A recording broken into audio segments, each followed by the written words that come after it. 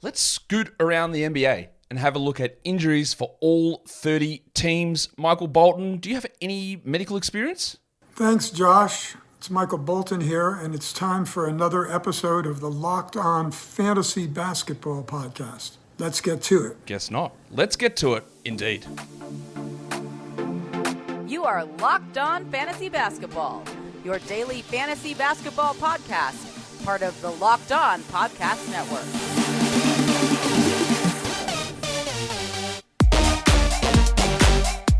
Hello and welcome to the Locked On Fantasy Basketball Podcast, brought to you by Basketball Monster. My name is Josh Lloyd, and be excellent to each other. And I'm also the lead fantasy analyst at basketballmonster.com, and you can find me on Twitter as always at redrock_bball, on TikTok at redrock_bball, and on Instagram at Locked On Fantasy Basketball. Today's episode is brought to you by FanDuel. Make every moment more. Right now, new customers get $150 in bonus bets with any winning $5 moneyline bet. That's $150 if your team wins. Visit FanDuel.com/lockedon to learn more.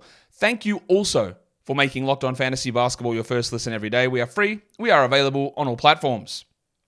30 teams. A few more than 30 injuries. Let's start talking about them, because that's what we're going to do here on this show. Later today, full recap of Monday's 4 games, plus a look ahead to Tuesday's 11-game in-season tournament NBA Cup slate of action. So let's go. We'll start at Atlanta. We started at Washington last week. We'll start at Atlanta this week, and we're going to go straight in and say that, hey, things are looking pretty good. Mohamed Gay is out with a back stress fracture. He's probably looking at mid-December for a return. And yes, I changed the dates back so that the Americans feel more comfortable. I know you guys found it really hard to understand dates that are written the way that the majority of the world does it. Sorry about that. I've changed it back so that you guys can understand the dates now.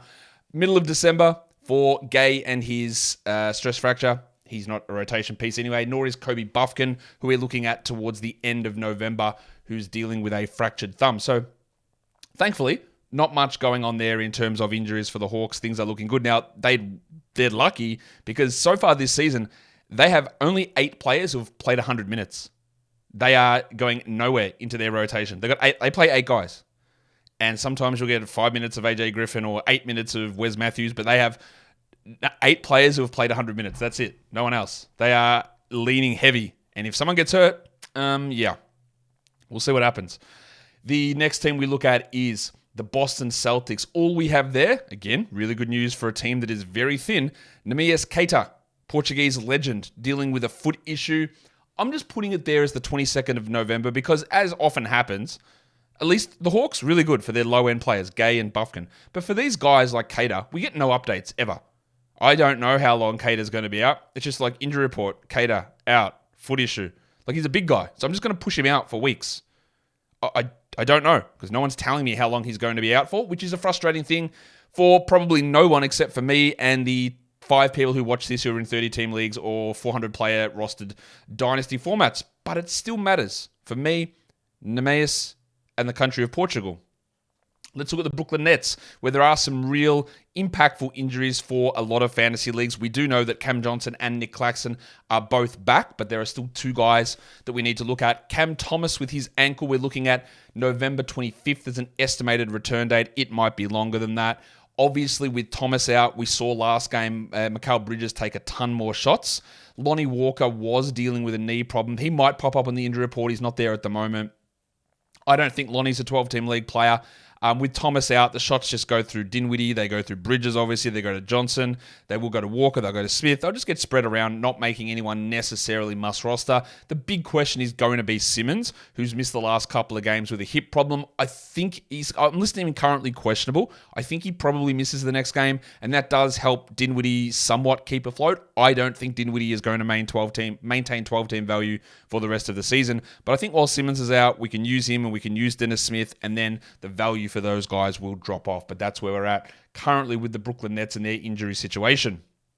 Let's go to the Charlotte Hornets, and there is only 1 game left until Miles Bridges returns. It's on Tuesday, and then they play again on Friday, and then he will be back. His court date, which was today, got pushed back, I believe, until February. So you're not going to get any ruling on that. Those two outstanding, or they were outstanding arrest warrants, one of them the pool ball incident, and another one a violation of a restraining order. So we'll get no update on that. And of course, the Hornets have said absolutely nothing on that, nor have the NBA, and they are not suspending him any further. They're not. We said this 3 weeks ago. The longer that it goes, where they don't say anything, he's just going to waltz back in and play. I don't know that they start him because PJ Washington and Gordon Hayward are still there and Brandon Miller's still around. But what this does mean, I think, is it is bad news for Miller, who's currently dealing with an ankle problem himself, because it's Steve Clifford and he will deprioritize rookies. That is what he will do. And this might end up a situation where Washington and Hayward do become drops. I wouldn't do it yet, but I think that they might happen with Bridges, and Bridges should be added. Terry Rozier, he's got a groin issue. This team is horrendous at giving us significant updates on timeframes. I'm putting Rozier until the 11th of November. Sorry, not the 11th, the 20th of November. Groin injuries should be 2 to 3 week injuries. We don't know exactly when he's coming back, but that's what we're looking at. Brandon Miller has been starting in his spot, but it might be a spot where Bridges returns, Bridges starts, Hayward moves to the 2, and Miller moves to the bench. This is what Clifford does. All right, this is how he operates. I have no idea about Cody Martin because, again, this team does not tell us anything. Cody Martin has been out since forever. This knee problem is ongoing. We've had no updates on it. I've pushed his return date until the 2nd of December. I wouldn't be shocked, honestly, if he doesn't play this season.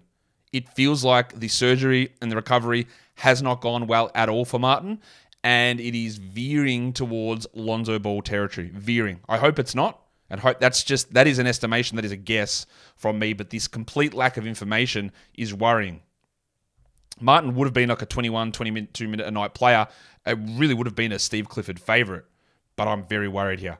James Bouknight's dealing with a knee injury. He will play never. He's 18th of November I've got, but who cares? Frank Ntilikina, we're looking at the start of December with his knee issue. And then, as I said, Brandon Miller with an ankle problem. Maybe questionable for the next game. He is still worth holding while Bridges and Rozier are out. And then we can assess. But I do feel that when we circle back to Monday next week, that Brandon Miller probably ends up being a droppable player at that point. The Chicago Bulls, who do play today, Alex Caruso, we said this. Every time he plays big minutes, he gets hurt. He played 30 minutes, and then he missed the next 2 games. So he missed Sunday. He's doubtful for Monday. He would be an absolute guaranteed 12-team league player if he played 30 minutes. The bloke cannot do it. He just can't. His body can't handle it, and that makes it hard to hold on to him. Dalen Terry dealing with a patellar issue. He's not going to get minutes. We talk about thin teams. This is a terribly thin team. They have 10 guys. That's all they have. Like, after their 10th guy in their rotation, which is Dosunmu, whose minutes are pushed up, it's Phillips, it's Terry, it's the Red Rooster Terry Taylor. They are horrendously thin. They're also not very strong up top either. Dalen Terry's out. And Pat Williams is dealing with a finger sprain. He's probable to play. He's probable to play poorly, but he is probable to play. The Cleveland Cavaliers. A few injuries there. We don't have strong timelines on a lot of those ones. Ty Jerome's missed about 3 weeks with an ankle problem. He could have had a role, given that Ricky Rubio is going to be out until maybe the rest of the season. I don't know. Rubio, we've got tentatively penciled into middle of January, but who knows? That's just a complete guess. Jerome's out. Sam Merrill's dealing with an illness. Merrill's a really good shooter, so he's just someone to just keep in mind just in case anything opens up at any point. And the other one there is Isaac Okoro, who started to play well. Players returned, his value dropped, and now he's missed, I think, 2 straight with a knee problem. Obviously, we're not rostering him in 10 or 12-team leagues. He can be a streamer, especially when you push to 14, but that's really about it for Isaac Okoro and the Cleveland Cavaliers. Today's episode is brought to you by Ibotta. How does free Thanksgiving sound?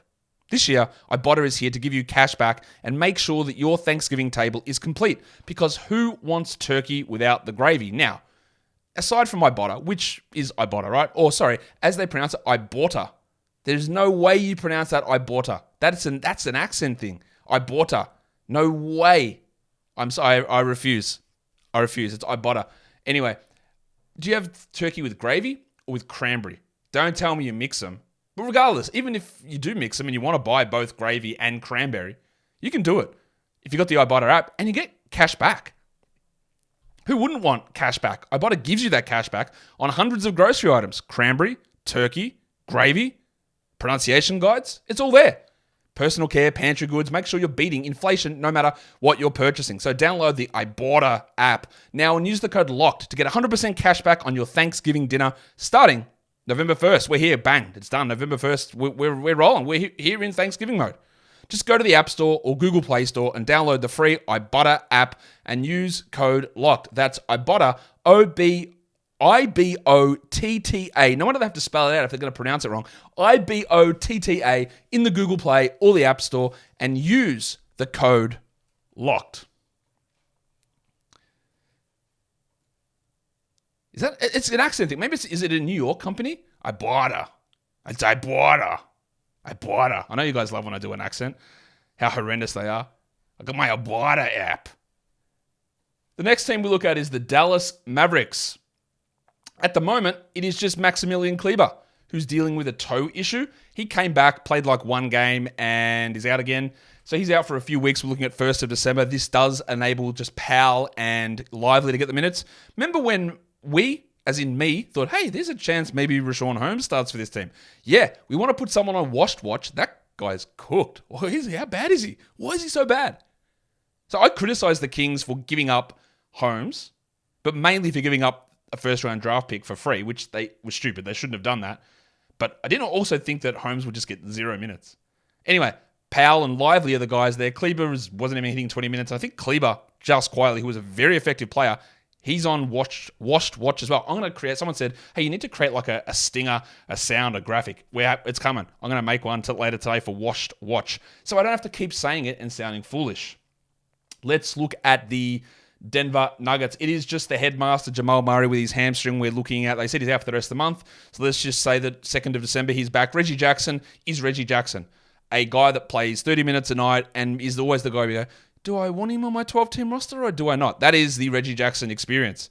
Yeah, I guess it makes a little bit of sense. And then, he's really playing well. He's really playing poorly. So, sure, do it. Whatever. It's going to be back and forward. And he's going to sit there as your 11th best player or 12th best player, and you'll debate adding him or dropping him. And that's just how it goes with Reggie Jackson. Like, that's how it's been for years and years and years for the big fella there in Denver. If we go to the Detroit Pistons, there are still a lot of injuries here. Bojan Bogdanovic and Isaiah Livers, we're expecting early December for both of those guys. Bojan with a calf and Livers with an ankle. These guys both play a similar position, and this is going to really impact things. Now, Monty Williams had some interesting comments about Asar Thompson, and they said, what did Asar do to win the starting job? Monty's got, he didn't win the starting job. He got the starting job because Bojan was injured. And you go, oh no, what's he going to do, this idiot? Is he going to bench him? But then he said, no, he's fits so well with these guys. The defensive value there. But then he said, I think he also fits well with the bench group. And you go, Monty, my guy, if you're going to bench anybody from the starting group, there are 2 names that are very, very obvious to bench. One of them starts with K, and it's Killian Hayes, and the other one's Isaiah Stewart. And if you bench Asar Thompson, you'll never hear the end of it from me. And I know you don't care, but I'm still going to do it.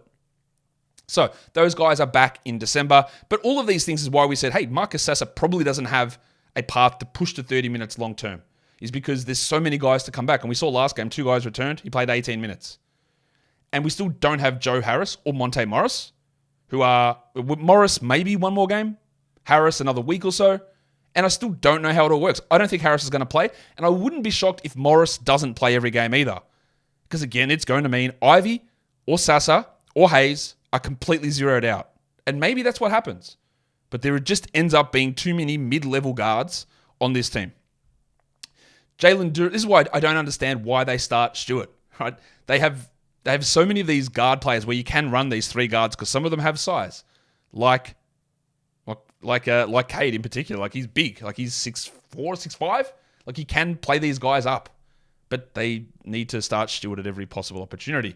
Jalen Duren with this ankle problem, it is frustrating. Stewart's value does bump when Duren is out, makes him a little bit more appealing, but I don't love it as a general rule. Well, Bagley is Marvin Bagley. Let's look at the next team. It is your Golden State Warriors, and at the moment, somehow, despite looking terrible, they don't have any official injuries. The Houston Rockets, we just have Amen Thompson with an ankle problem. Maybe the end of November for him. I don't think that it's a redraft stash scenario. I don't see the path for minutes. He'll get some minutes, but where's the path for 30? It's not really there, outside of injuries to other players. As much as I love Amen, and I would buy very low in Dynasty if you can, the path is not there. Victor, the same way I feel with Tari Eason. Really like them, but the path to a consistent 25 plus is just unlikely to be there. Victor Oladipo maybe doesn't play at all this season. Maybe does, but it won't be until probably All-Star break at the earliest with a knee issue. I think he probably gets traded before he plays for Houston, to be honest. Indiana, we're looking pretty clean there at the moment, so that's good news. And then we go on to the LA Clippers, where we've got a couple of injuries, an important one to the cockroach, Mason Plumlee. We're looking at a January return from an MCL injury, always with a knee sprain issue. I'm always going to put extra weeks on versus what is reported.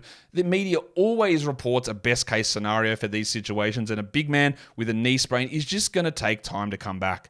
So with him out, their rotation remains confusing because last game we saw Zubats barely play. Diabate got injured, didn't return to the game. Maybe he's okay. PJ Tucker didn't fill in all the minutes. They just go super small. And you'd think that Zubats would play 30 a night every night with Plumlee out, but it didn't happen. Their team is a mess. And there's a lot of decisions they need to make. Brandon Boston, dealing with a quad issue, maybe December for him, but there's no real rotation. If Bones Highland's not playing, BJ Boston's not going to play. I want BJ on a different team because... Just clip that bit out. I want BJ and send it to whoever you want. I want BJ on a different team because I actually do think that there is a rotation player in there somewhere. We're just not seeing it. For the Lakers, Gabe Vincent and Jalen Hood-Schifino, both with individual knee problems. They're not sharing the same knee problem. They both have individual knee problems. So they're looking at probably around the 25th of November. Vincent is a rotation guy. Hood-Schifino isn't. Remember this when we consider Cam Reddish, is that LeBron was out, Vanderbilt is out, and Vincent is out.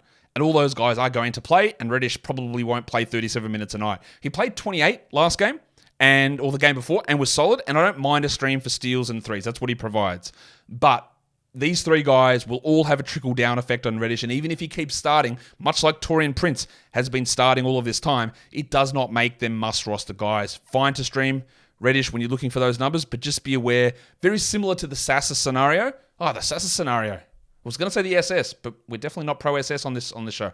The Sasa scenario, when these guys come back, the minutes, they do push back in, and they get a little bit more squishy, and that will impact players like that. So just be aware of that when you're considering the injury there or the value of Cam Reddish. LeBron, questionable. Reddish and Hachimura become the streams if he is out. And then Vanderbilt, maybe he's returning soon with a heel problem, and that's going to really eliminate Chris Wood, who's you can drop that as quickly as you like. They have figured out that perhaps he's not that good and they don't need to play him.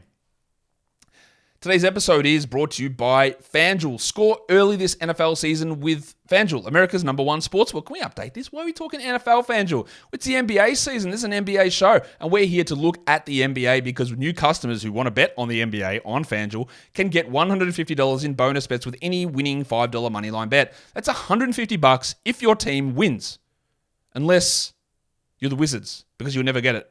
So bet on another team.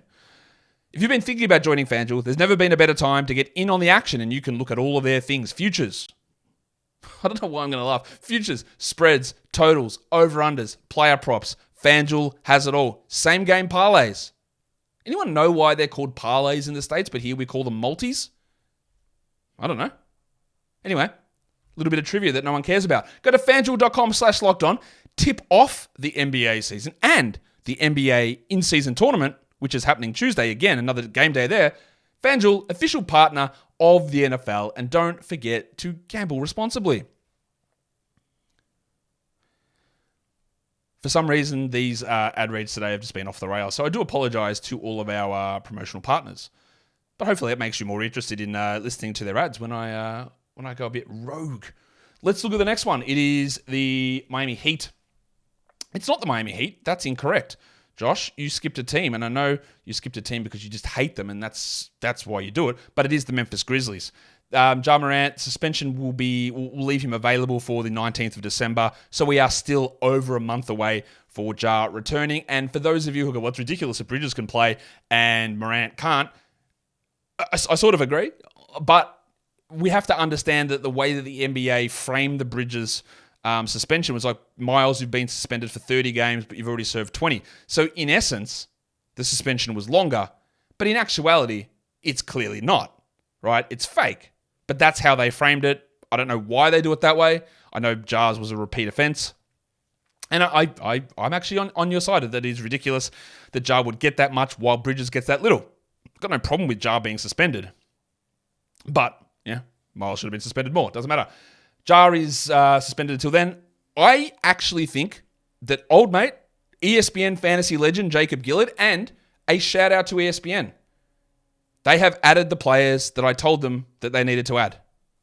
Jacob Gillard, he's there now. You can go and add him.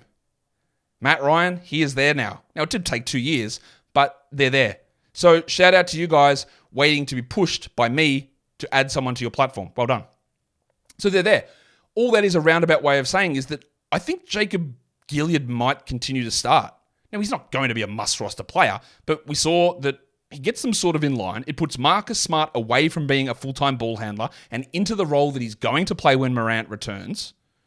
So if you're in like any deeper format, a starting point guard who might get 6 assists and 1.5 steals, which Gillard can do, there's value in that. It's not for everybody, but 16-team leagues, absolutely take a shot. 14, maybe. 12, actually maybe as well.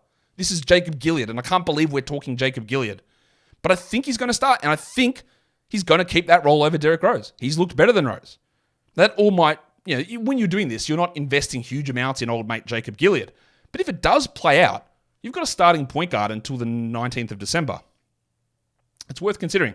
Brandon Clark, until around end of February, we expect, and then he'll be very limited when he returns. Derrick Rose, probably doubtful for next game, but I'm not sure how much he's going to play, if at all. And then the big fella, the cashier, Xavier T. Ullman with the knee soreness. Haven't heard any updates on that. Biyombo seems established. Very, very easy to drop Tillman at the moment. Even if Tillman was going to start, right? And then he pulled out Giggity with that knee soreness. Biyombo took over, played a lot of minutes. You can drop Tillman. It will impact Biyombo when Tillman returns, but there's no unfettered 30-minute access now for Tillman anymore. It's probably going to be 25, 26 at most, and that's not enough to hold on in that scenario. Let's look at Heat culture. These guys train so hard, so there's surely there are some injuries. Tyler Hero is out with an ankle problem. That's going to put him out, I would expect, until around the 6th of December. With him out, Duncan Robinson is the starter. The priority adds are Lowry. I think it's then Robinson, and I think Jaquez becomes the next guy. Now, we talked about this immediately when Hero went down. So keep an eye on Jaquez, whether they start him or not. His games over the weekend were strong, but also remember, for Jaquez in those games, Lowry missed one of them, and Butler missed one of them. So when Lowry and Butler both play, which we will see in their next game, where does Jaquez sit? Because it's still going to be Lowry and Robinson starting, I believe, which puts Jaquez out of probably the 12-team zone and more into the 14-team. While Caleb Martin, much like his brother, who knows? Still got a knee problem. With him out, Haywood Highsmith, who did stink last game, was a fringe 12-team guy. You can keep holding him. You don't have to. And I don't think Martin's going to waltz back in and start or be a 12-team league guy either. But it does just put a little bit of a dampener on the value, even of a Jaquez or a Highsmith when he does return. But maybe we're looking at Martin, let's say, end of the week. But with no information, I can't be more specific than that. The Milwaukee Bucks, Jay Crowder is dealing with a groin issue. I'm just going to rule him out for the rest of this week. I have no official information on that. I know that he's out on Monday. Old bloke, groin injury, left a game, soft tissue, see you later. That to me is a week. That means there's more for Pat Connaughton. There's maybe more for Marjon Beauchamp. It is a reprieve for Malik Beasley, and it's more for Bobby Portis. Chris Livingston's dealing with an ankle problem.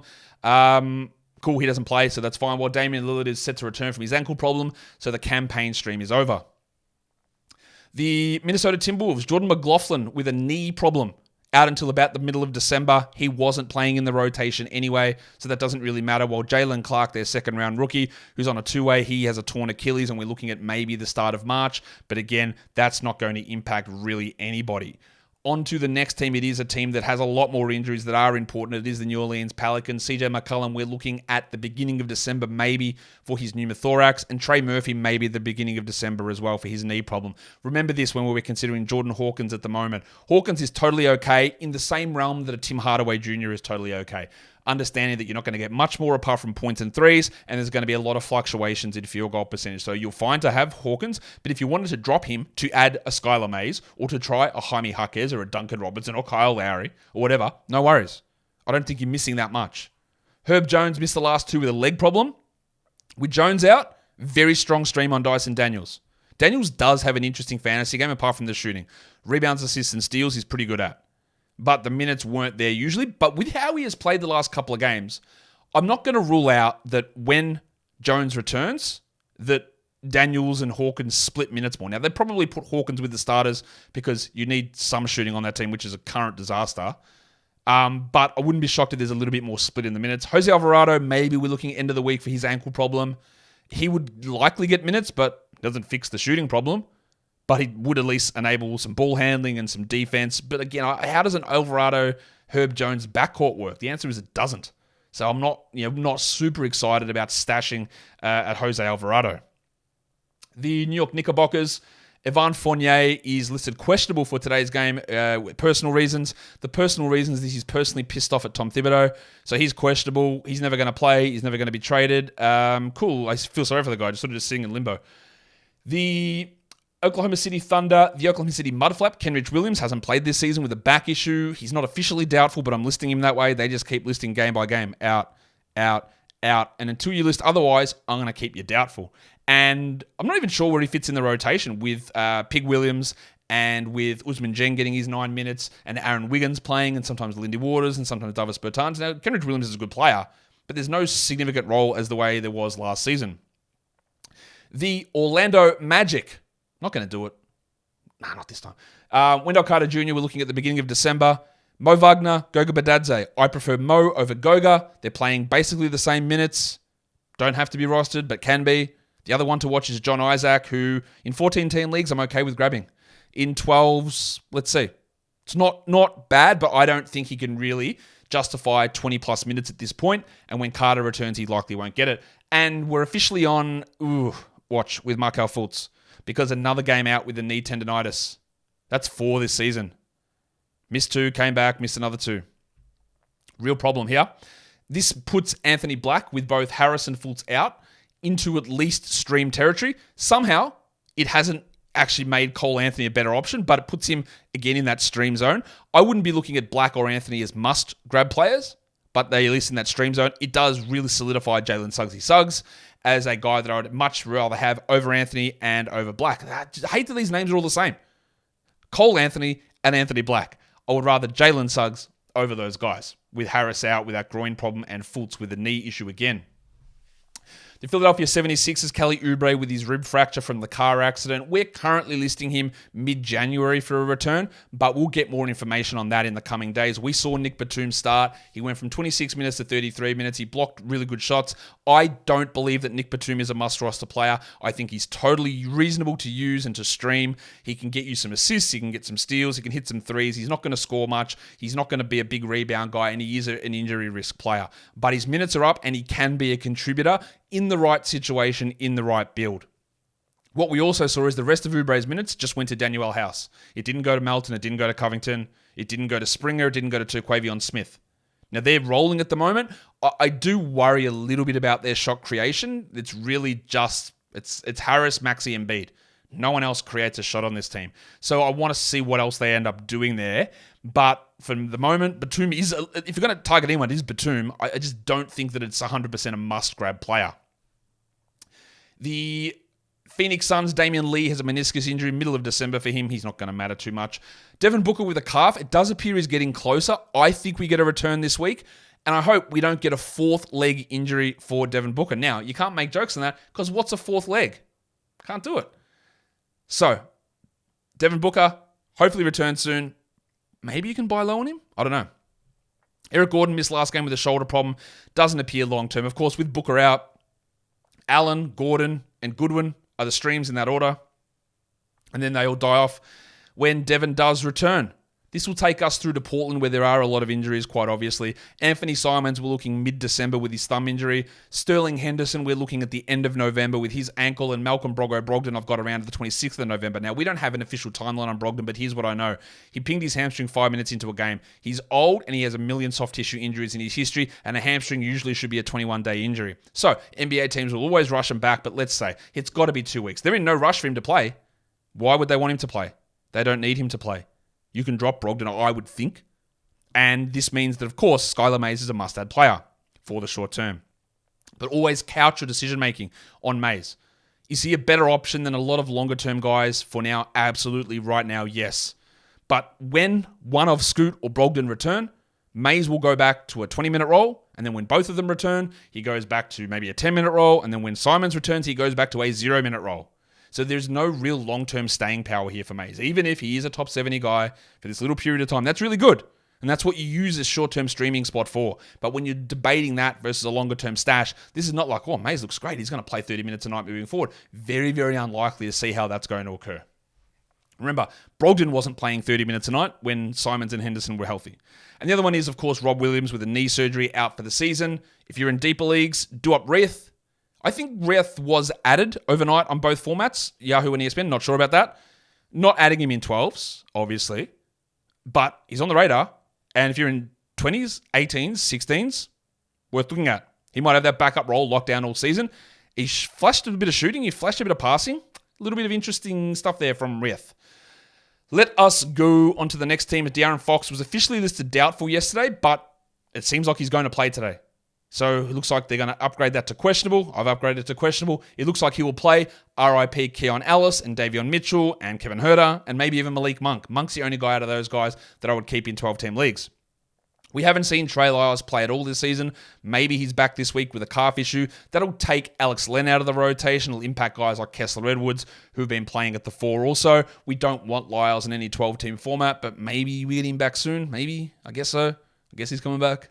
For the Spurs, we've just got Trey Jones, who missed last game with a hamstring injury. This one sort of came out of nowhere, so I'm not really sure how to judge this hamstring.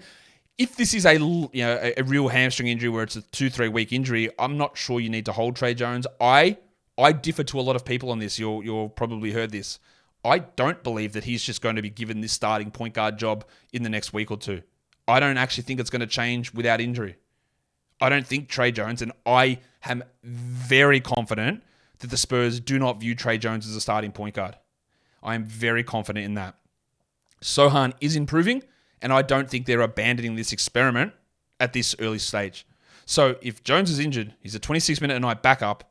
It makes it really hard to consider him a guaranteed must roster. Now, you probably still do want to hold him, but I'm a bit opposite to other people in the fantasy space or even in the NBA space who just think that they're going to make that switch and Jones is going to start because he's so good at getting things organized.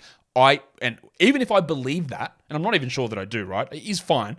It's not about if I believe that. It's about do the Spurs believe that?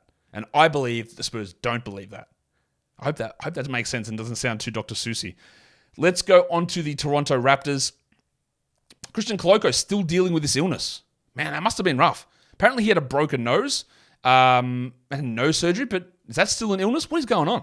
Why is he taking so long? Not that it matters. He's not in the... Well, it does matter to him. Shout out to you, Christian Koloko. Not that it matters for fantasy in the rotation, but man, it's a long time. OG Anunoby's dealing with a finger laceration. He'll be fine. And Gaz Trent missed the last game with a foot issue. Gaz is just a streamer for threes and some steals, although those numbers have dropped, as we thought they might with a new coach and a different defensive scheme. For the Jazz, it is just the big fella, Walker Kessler's dealing with an elbow injury. We're looking around the 25th of November for a return. Hopefully that enables him to play more when he is back. We saw Ochai Agbaji play 30 minutes last game. I don't think that Abaji's a 12-team ad. You can stream him, but that's about it. I'm still thinking that Kelly Olynyk is worth having, but his minutes haven't pushed up, which is always a confusing thing. Hey, when Kessler's there, let's play Olynyk 24 minutes a night because he really fits really well. Kessler's gone? Nah, let's play Olynyk less. I mean, sure, but what? Why? I don't get that. But it's what they're doing, and let's see if it persists. It is one game. One of them was foul trouble for Olynyk, but the next game didn't happen either. So I still think we hold Kelly because he's got very clear top 100 upside, whereas Agbaji doesn't. But let's see what they do in the next game. It's all about gathering more data and taking shots on things that you think might happen. And the last team is the Washington Wizards. Delon Wright with a knee. We're looking mid to late December. Obviously, we're not holding him through this injury. We thought maybe Ryan Rollins was going to get extra run, but no. Wes Unseld decided we're going to go from a 13-man rotation to a 9-man rotation and cut out everybody. All the young guys you're never playing again, apart from Bilal Coulibaly, who played 34 minutes. Now, was that because Delon was out? Or was it because Dan Gafford went to the locker room? Or was it because Tyus Jones sucked? Or was it because of all three? That's what we don't know, and that's what we need to find out. I think that Bilal, especially with 4 games on Monday, is a great ad, and then we see where it goes. And then Gallinari, the Italian cock, he is resting today, so obviously no long-term concern there. And that's it. We are 34 minutes in. We are done, all 30 teams. Follow this podcast, Apple Podcast, Google Podcast, Spotify, and on Odyssey and on YouTube. Please do the thing. Thumb it up, ring the bell, leave a comment. Guys, we're done here. Thank you so much for listening, everyone. See ya. I bought her.